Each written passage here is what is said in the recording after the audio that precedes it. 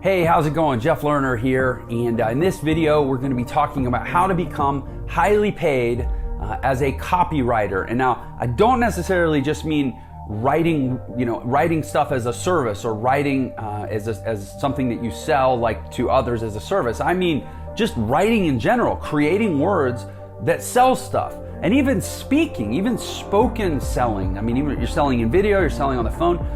Usually there's a basic understanding of just how to use words, how to structure words, how to assemble blocks of language in such a way that they compel people forward to a sale. This is the most highly paid skill in the world. And this is actually redoing a video that I did previously on this channel when it was smaller and not that many people saw the video. So I decided I'm going to redo it and teach 5 things you can do to get really, really good at selling with words.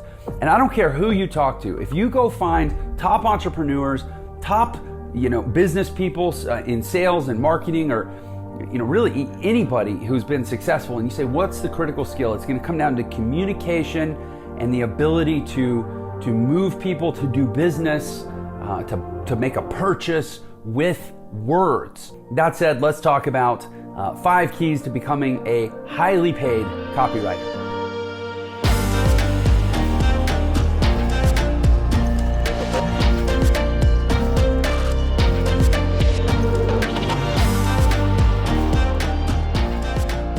Okay, so we're going to talk about how to make a lot of money using words. If you've been watching my channel, which if you have been, I very much appreciate you. Let me say that I really appreciate not only that you've been watching, but I've been getting a lot of feedback as the channel started to grow and get more eyeballs. I'm also getting a lot more feedback, which is like my favorite thing about this. I'm making these videos for you, and so it really helps me when you feed back to me what you like, what you don't like, what you want more of. And what I've been hearing lately is that people want more tactical strategies, like how can they get from point 0 to point 1. There's actually a great book by Peter Thiel called 0 to 1 that's talking about like the hardest shift to make is just getting started from a standstill. It's the law of inertia, right? It's like, I don't have money, I don't have results, I don't have experience, I don't have a direction. How do I just get going? And again, if you talk to some of the most successful people in the world, they're going to say that critical skill that allowed them to get going and get success in whatever it was knowing how to sell with words. So first of all, let me just say again, I really appreciate your feedback, and maybe this is a good chance to say, if you're watching this video and you want to be more, help support what I'm doing, I appreciate the like. If you don't like what I'm doing, you don't need to tell me you don't like it. Just stop watching, right? But if you like it, let me know, give a like, especially give a comment.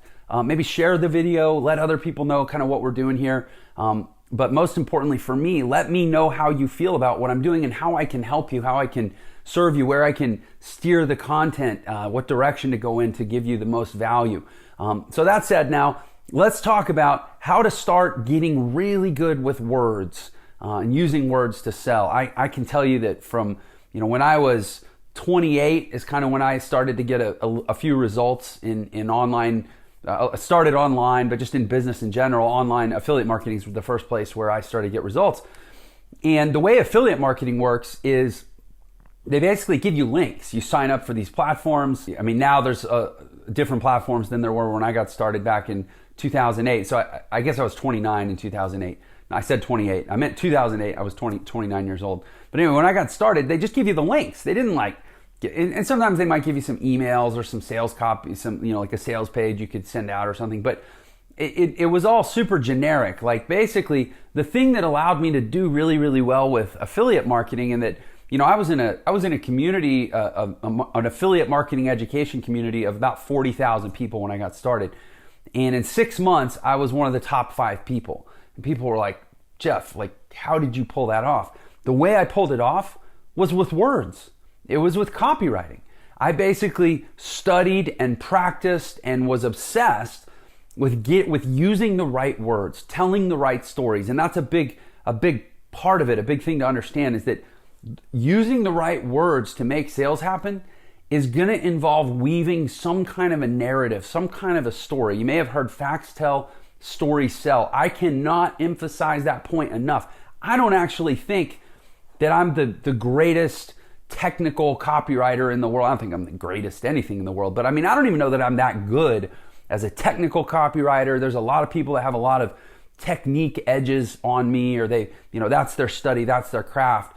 But where what I've done really well is I go into the story element, the human element, and I try to draw out the feeling of whatever it is, whatever I'm promoting. I've promoted health products, I've promoted education products, I've promoted wealth creation products, I've promoted marketing products, marketing tools, marketing software. I've promoted a zillion things under the sun. But what I'm always looking for is how can I connect this to a human experience and a human emotion? And frankly, I found that, for all the fancy technique, which is important to study, and I think you take a lot from studying as much technique as you can, but at the end of the day, you have to care.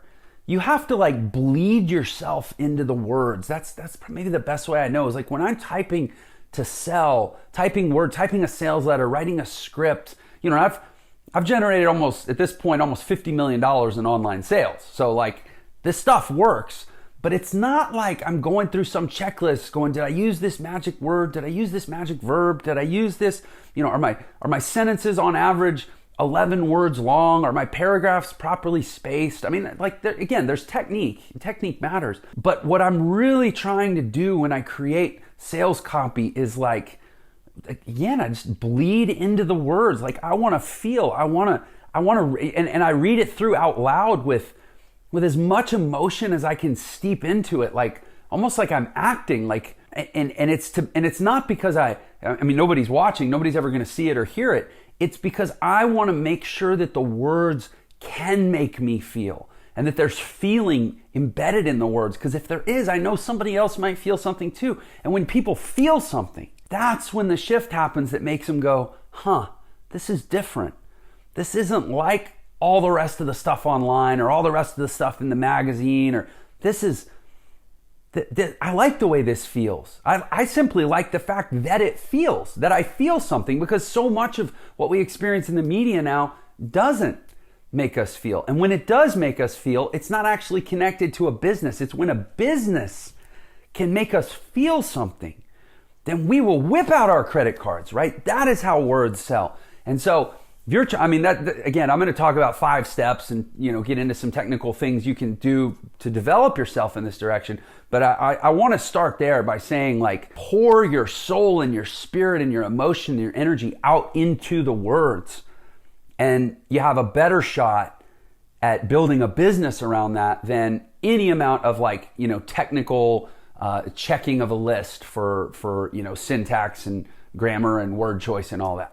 But that said, beyond me just saying bleed yourself into the words, what can you actually do to become a craftsman, an artisan of language that helps you get sales to happen? Well, first of all, I would encourage you, whatever it is that, and if you're watching this, if you were attracted to a video about copywriting, then maybe you have a product, maybe you have an idea, maybe you have a vision, maybe you have something that you want to get out there, right? So the first thing is, before you can, talk about your thing or write about your thing, or, and for me, I was able to take other people's things. I was able to take all these affiliate products and I would create stories and create language and create movement and energy around them. And that's why I was able to, sell so much stuff. But whatever the thing is, before you sit down and write anything, you have to figure out what is it that you have to say about whatever you have to say. I'm not trained at this. I have my own process. And what I can tell you is my process is in fact, maybe the best way to demo this is I have a wallet here. Maybe let's talk about my wallet. So this is actually it's a nice wallet. Not to beat my chest, but it's a, Louis Vuitton wallet. So if I was going to sell this with words, before I can sit down and write any words to sell you this wallet, I've got to decide what is it that I have to say about this wallet.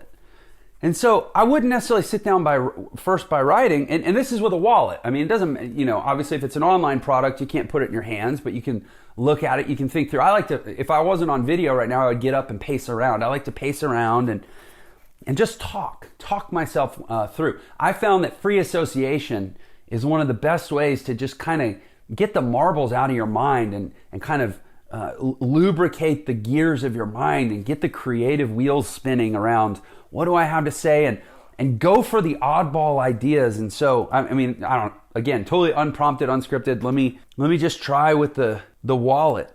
I might say gray.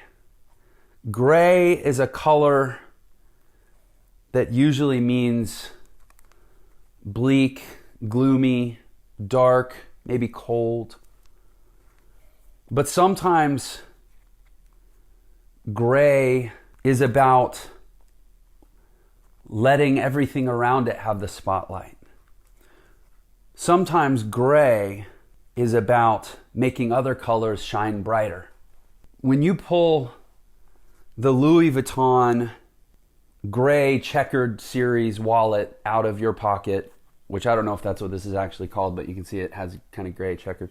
We assume that you're doing something special because this is a wallet that's carried by special people that do special things. We assume you're in a place that is already filled with color and beaming with energy and vibrating with excitement. And you don't need your wallet to do those things. You need your wallet to be an accent to who you already are and the life that you're already living. Plus, we all know that those two little words, Louis Vuitton, are two of the loudest shouting words in the world. Words that shout even as they are whispered. The gray checkered wallet series by Louis Vuitton for special people doing special things who want just the right accent to remind them who they are. I don't know. You get where I'm going with this. I'm just saying, create, be extreme, be zany. You read great copy, and it's out there, and it's got feeling, it's got pathos. You know, I mean, I feel like anything around me, the idea is to try to make it so much more than what it is. And it's like so many things. You get caught in the features and benefits. I mean, there's that thing going around on the internet, sell me this pencil, right? I don't know, how would you sell a pencil? Maybe I'll try to sell a pencil. Or here, I don't have a pencil. I have a pen. It's literally a Bic pen. So if I was going to sell this with copy, how do I tie it to a story? How do I tie it to a human situation? What is it about a pen? I probably wouldn't even start by talking about the pen. I'd probably start by talking about maybe writer's cramp. Or I'd start by talking about chafing on the knuckle. Or I'd start by talking about reliability. You know what? It's Bic, man. They make pens and razors. Maybe that's what I'd do. Maybe I'd say, don't you want a pen that's made by a company that you literally rely on to make the blades that you drag across your face? When you're shaving, you want to know that whoever made that razor didn't leave a little nick that's going to cut you or slice you. Bic is about reliability. Bic is about trust. You literally hold their knives up to your throat on the daily.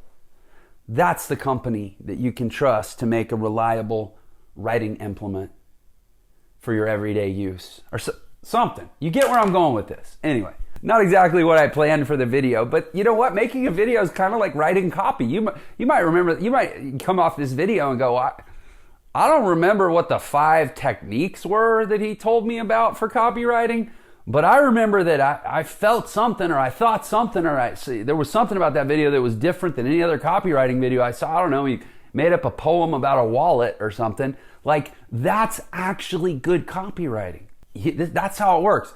So anyway, as promised, now that I've said it's not about these things, let me talk about the 5 things that you can do right now to sort of backfill what I just described. What I just described is like this sort of experience that you create in your mind, but the words themselves have to just sort of auto-generate.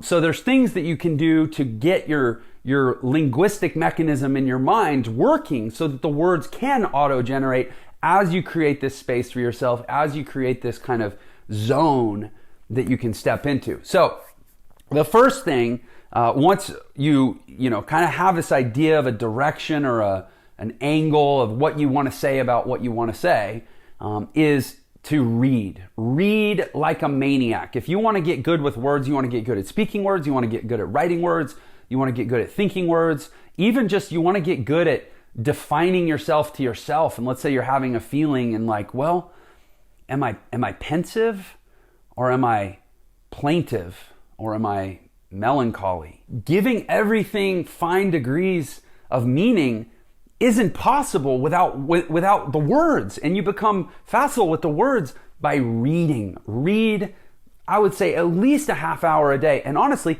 read great nonfiction writers, because that's what copywriting is. Yeah, although some copy, it does tend towards fiction. That's the whole idea of story, is you're kind of fictionalizing the narrative a little bit, but reading great nonfiction writers for at least a half hour a day, I don't think I've probably done that my whole life. It's probably for more than any other reason why I'm able to do what I do now and use words to sell stuff and improvise stuff and make money and shoot videos and write sales letters and build webinars and market products and everything. It's just reading words and language are so cellular for me.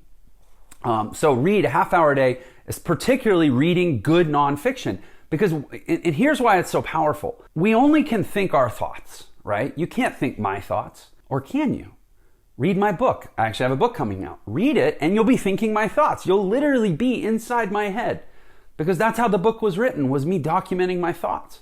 When you read great nonfiction and fiction, but especially nonfiction, you get inside the head of some of the smartest people in the world. If you're going to think somebody else's thoughts, rather than like listening to your friends or listening to what the media says, wouldn't you rather crawl inside the head of some of the smartest people in the world and learn to think their thoughts and pick up their abilities with words and language? I personally would, and I do. So that's step number one, is read 30 minutes a day of nonfiction from world-class writers. Then the next thing that I want you to do, this is moving beyond just reading nonfiction. This is a guy named Dan Kennedy. And this is one of his books called The Ultimate Sales Letter. He also has a book called Magnetic Marketing. He actually has a whole series of books called like the No BS Guide to whatever. He's basically, for me, just about as good as it gets with copywriting. The reason I like Dan is he was kind of like the transitional guy between the old school of copywriting, like the original direct response advertising guys that wrote long form ads in newspapers, and they wrote direct mail pieces that got sent to people. And then you have like the new school guys that are like, literally building webinars and doing it all through technology. Dan was, to me, like the bridge guy. He was a guy that he felt old school. He felt like steeped in that old school wisdom, but he knew, he kind of was at the right time where he knew how to make it hyper relevant and hyper applicable to the world exactly as it is today, where attention spans have changed and there's a lot more competition and saturation. Dan was just, to me, he was the guy. He still is the guy. So read anything you can by Dan Kennedy. That's the step 2. And it's funny, I said I'm going to give you 5 steps. Well, the first 3 steps are all to read different things. So clearly you can tell reading is important to me. The first one was just read half an hour a day of nonfiction. The second one is read everything you can by Dan Kennedy. And the third is I'm going to give you 4 specific other books to read. You might go, well, this is an awful lot of reading, Jeff. When am I supposed to do all this? I don't know. I mean, if I said, okay, do this for an hour a day for 6 months, and when all is said and done, you're going to have the best eye-hand coordination in the world. You're going to have a 45-inch vertical. You're going to be able to run a 4.440. You're going to be able to bench press 500 pounds. And you're going to get a $20 million signing bonus next year from the NFL. And you'll never get hurt. If I said all that, whatever the thing I said to do was, you would probably do. You'd be like, okay, 6 months, an hour a day, I'll totally do that because my life's going to change so dramatically. Well, obviously if I told you that would be nonsense because I can't overcome your personal genetics. This stuff is the closest thing I can say that's that. If I say do all this work, read the Dan Kennedy, read a half hour of nonfiction every day, read these other books that I'm going to give you, get inside the head of some of the smartest people in the world, become a world-class copywriter, and actually go out there and start trying to sell stuff with words and see where your life is in a year. It may not be a $20 million signing bonus in the NFL, but it's going to be like the next best thing. It's going to be the most realistic thing for moving your life so dramatically forward. You could be a 16-year-old kid. You could be a 12-year-old kid.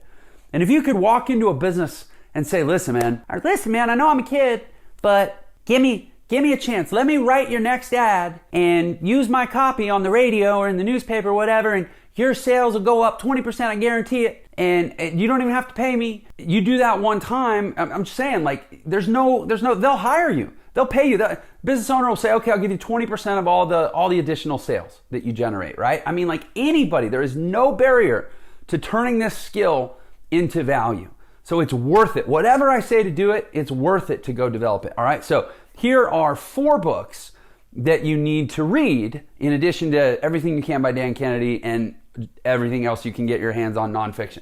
The first is a book called Story by Robert McKee. You heard me talk about how important story is.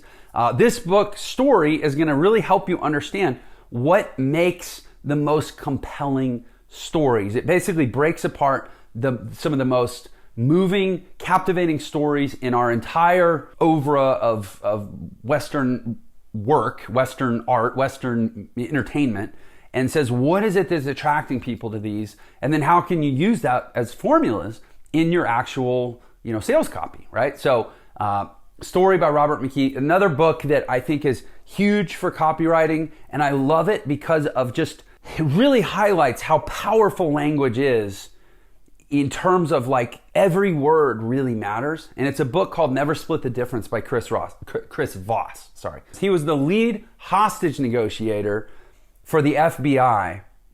And I love the book because he will throw these like total language curveballs. And it's like, hey, language really does matter. Like language can get people killed, or language can actually save lives.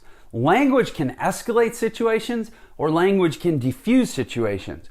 If anything, this book will just give you a respect, a reverence for the power of language, so that you'll realize, okay, when I'm trying to sell my stuff, when I'm trying to build my business or do my whatever, words really do matter. And if it's not working, blame the words. And if it is working, credit the words. It's always the words. People think it's about being good looking or pricing or whatever. I can sell something for any price. I mean, within reason. Something could be overpriced and you can still build the value for it if you have words. Anyway, great book. Chris Voss, Never Split the Difference. That's the next recommendation. And then the one after that is another one called Made to Stick by Chip Heath. Really great book. I remember when I read it, it was just such a breakthrough book for me, because it was like, it helped me realize that like the point isn't to get them. And the point isn't to like convince the person while they're reading. The point is to stick it in their mind. It's like Inception. Have you seen that movie with Leonardo DiCaprio where they go into people's brains and they put these little Inception ideas deep in their mind, and the ideas grow? That's how you sell with words. Is you stick something deep into their brain, which is a lot of times that's why we talk about the feeling. You make them feel something. They feel something, it focuses their attention. Like you could be sitting there, and if an ant bites you on the ankle, all of a sudden, you're down there. You're focused on your ankle because you felt something down there. You need to feel something in here and in here. That's what Made to Stick was about. That's what the book is about. It's like, how do you get these things that seem to like set the hook in people, and then they hang around and they get shared and they go viral and all that stuff. Anyways, really good book. And then the final book is a book called 10X, the 10X rule that you actually may well have heard of. It's a Grant Cardone book. And I don't necessarily love everything about Grant Cardone or about his style, but there's one thing in the book that is a super powerful idea, which is why I always recommend it. And it's not the one that people think. People think that the 10X rule is about working 10 times harder. And it is. Like that's a big part of his idea. But the 10X rule for me is about thinking 10 times bigger and giving yourself permission to have these just really wild, really extreme ideas. And that's what I have found in my copywriting is that when you kind of get these ideas or these instincts to like go for it, you're like, I'm gonna put this in, and then your brain kicks in and you're like, no, that's too out there, it's too crazy. Like recently I was doing some Facebook ads and I wrote 3 variations on the Facebook ads, and one of the variation ideas I had was, it was like, I'm gonna write a hypothetical conversation with my mom while I'm working at the coffee shop. Because it was an ad about like selling one of my courses on how you can, work from anywhere and work from your laptop kind of a thing. And so I'm like, I had this idea, it was just an instinct. Like, what if I said, hey mom, and I just wrote it in the ad, like the copy of the ad was like, hey mom, what's up? And I was like, where are you? And I was like, I'm at the coffee shop. And she's like, are you off today? And I'm like, no, I'm working. And she's like, what time is it? And I said, it's 11 a.m. She's like, why are you at the coffee shop? And I said, well, I'm working at the coffee shop. She goes, you're working in a coffee shop? Did you lose your job? And I'm like, Mom, we've talked about this. I can work from, I said, Mom, we've talked about this. You know what? Just watch the video. So it was a hypothetical conversation with my mom. And I remember as I was writing it, I'm like, this is stupid. Like, I can't put this out as an ad. Like, this is dumb. Everybody's, and I was like, oh, I'll just go back to the ad copy that just explains what I'm doing. But sure enough, I went with it and I tested it, and it doubled the performance of the other ad copy variations that I came up with. It's that thinking more outside the box and giving yourself permission. And when you have an instinct that's like, nah, maybe I shouldn't go there, that's actually a sign that, yeah, you probably should. And that's kind of what the 10X rule is about, is like, don't be afraid to just go for things. So that's 3 steps, right? Read 30 minutes a day nonfiction, read Everything You Can by Dan Kennedy, read those 4 books that I just gave you. The 4th step now is to become an observer of selling as it happens. And what I mean by that is, like, change your relationship to the internet. The internet's the place where so much of this is just right there for us to see. It's like, next time you land on a page, like next time you click something on the internet and you land on a page and you're like, oh, they're just trying to sell me something, right? Instead of backing off the page, actually look at the page, study the page, become a student.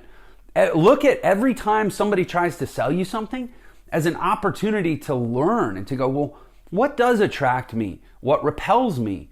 What intrigues me? What interests me? Like, what did they do right there? And it'd be trying to learn to use words to sell without this step would be like trying to learn to play an instrument without ever actually listening to music. You have to experience it as a receiver, but a perceptive receiver, like an observant receiver, not just a passive receiver. You have to be an observant receiver and really figure out, see it in practice, and become a student of the game. It's so much fun. By the way, it makes the internet, it makes everything so much fun. Like, I love going to look at cars because I like to observe the salespeople and study them and critique them and even go back and forth with them and try to out-engineer them in the conversation. I love it. I love stuff like that because I've become an appreciative student of sales and marketing, because it is what makes the world go round. It is what can fill up your bank account. It is what gets people paid. It is the differentiator between people that are good at business and people that are bad at business, and pretty much good at, any profession and not. I mean, I guarantee you the most successful dentist in your town isn't the best dentist. He's the best seller and representative of his provision of dental services. That's the best dentist in your town. That's the one you've heard of. That's the one that you would pay the most to go to. It's whoever sells and markets their dentistry the best. Now, part of that is providing good service. That's part of good marketing, is actually having good value and good product. But it's not what makes you the best in terms of the prices you command and the business you grow. So becoming an appreciative student of the game. And then finally, the 5th step, everybody says, oh, I'm not ready, I need to study up more. No, you're ready, is sell something. Like, actually start selling stuff. I call this the Kern method, in honor of a guy named Frank Kern, who was an early guy that I studied a lot, and he's still out there, he does amazing things. But the guy's just always selling you stuff. Like, every email I get from Frank, if you see this, man, I love you, dude. You're always selling me stuff. And it's so great. I don't begrudge you. Even when you're not selling me, I know you're selling me, and I don't care. I love it because it's always well done. And at the end of the day, if somebody's pissed off, someone's like, oh, this guy tried to sell me something, that guy probably wasn't going to be your customer anyways. But Many more businesses suffer because they don't give their customers enough opportunities to buy than businesses do suffer because they make offers too often. I've never found a business that has the problem of trying to sell things too frequently. Now, they may try to sell things too hard. They may try to sell things too pushily. They may try to sell things without skill. But if you're a skilled salesperson, skilled at sales and marketing, then you should be selling. You should be selling as often as humanly possible. Anyway, so those are my 5 steps. Now, I will admit this, I just saw out of the corner of my eye a note that says I'm actually supposed to be on a call. I'm 2 minutes late. So that I got through the 5 steps. I got to wrap this video anyways. Listen, I appreciate you watching this. We'll recap the steps below in the description. I'm also going to put a list of some copywriters that you should study. And I'm also going to invite you to like this video if you liked it. Subscribe to my channel if you want more about sales and marketing and business and investing and wealth creation and just how to have an awesome life in general. And then I'm also going to encourage you to watch the next video that I'm going to do after my meeting, where I'm actually going to go online and, like I said, be a student of the game. I'm going to walk you through some different online sales letters on the internet and kind of pick them apart and look at the technique and study and say what we like and say what we don't like, and kind of have like a laboratory project of actual selling happening on the internet, because we can learn so much from that together, okay? Thanks for your time. Hopefully I'll see you on the next video, and let me know in the comments below if you have questions, comments, thoughts, or even things that you'd like me to shoot future videos about. I just appreciate so much your support and your feedback. All right, see you next time.